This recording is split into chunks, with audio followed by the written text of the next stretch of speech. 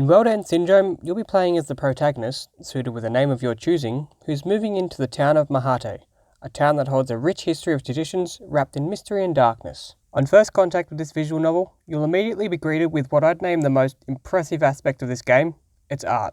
World End Syndrome offers a gorgeous set of visuals in every aspect. The characters are very clear and well polished, offering a fairly familiar anime-style animation, but with a distinctive style to them that sets them apart from other designs. The scenery images are all invitingly well produced. Navigating around Mihate felt like a very real experience with very real locations, and I attribute that to the artistry delivering a beautiful representation of this small town. But my favourite part about the artistry in this is the moving animation present within the background images. Sometimes these are simple, like a pinwheel spinning on the railing or a wind turbine moving in the distance, but other times these can be incredible as far as visual novels go, offering an animated background moving outside the windows of a high-speed train or the ocean crashing against the beach. The game also offers a generous amount of character designs, even for those whose place in the story is almost non-existent. Overall, as far as the artistry is concerned, this game leaves nothing to be desired. It was an utter treat for the eyes. If the rest of the aspects in this were as pleasant as the art, this would be a truly impressive visual novel. But unfortunately, the other parts of this game suffer from a few hiccups. Soundtracks can often be make or break when it comes to visual novels, and in the case of World End Syndrome, it's something of a middle ground.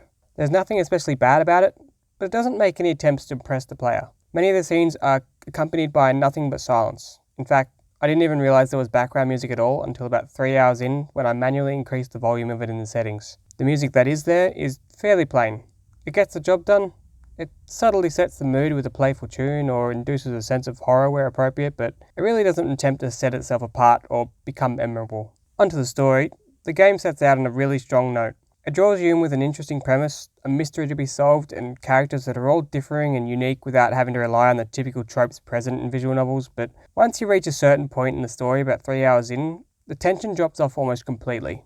This is where the real game begins. From here, you're given a map with no explanation on the mechanics behind it. 3 times a day you can choose between the different locations on the map to visit, which will spend the time, often with another character. Those familiar with the Persona series will feel right at home with this element. Unlike Persona, however, there's not a lot of logic to dictate your decision. There's no indication of which characters are where on particular dates. Unless you resort to a guide, most of your time with this game will just be repeatedly stumbling through the dark as you learn where to find people with the goal of reaching that person's route. The routes, of course, need you to find a large portion of the events related to that person. Missed one important event in a group of hundreds? Too bad. Start a new game and try again.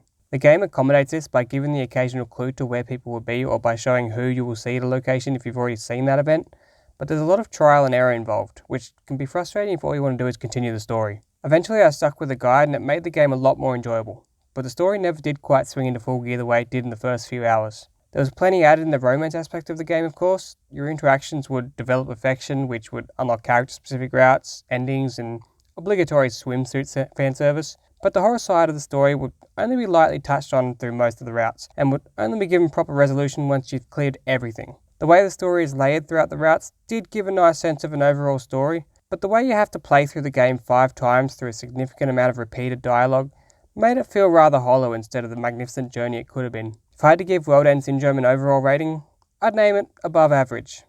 There's nothing in the game that was necessarily unenjoyable. Even the tedious parts were a pleasant experience, probably partly in thanks to the incredible visuals, but a lot of the aspects in this game didn't go too far to impress the player. I wouldn't call those parts mediocre, but I wouldn't call them amazing either. If you're a visual novel fan looking for a new experience, I don't think you'll be let down by this purchase. It was fairly enjoyable, but if you've got a particular itch to scratch in regards to story, there may be better options.